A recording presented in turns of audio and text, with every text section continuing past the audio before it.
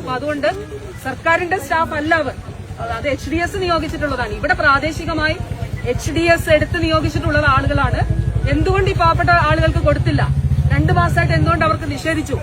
അത് വളരെ ഗൌരവമുള്ള ഒരു വിഷയമാണ്. ആ പാവങ്ങൾക്ക് അത് നിഷേധിക്കാനായിട്ട് പാടില്ല. അത് വളരെ ഗൌരവമുള്ള വിഷയമാണ്. എന്തിനങ്ങനെ ഒരു സാഹചര്യം ഉണ്ടാക്കി എന്നുള്ളത് കൃത്യമായിട്ട് നോക്കും.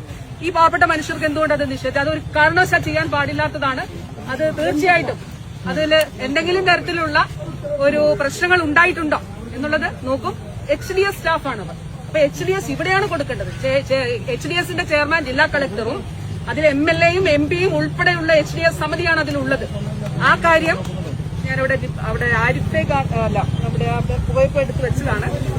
അപ്പൊ ഞാൻ പറഞ്ഞത് HDSന്റെ സ്റ്റാഫാണത്, സർക്കാർ നിയോഗിച്ചിട്ടുള്ള സ്റ്റാഫല്ല.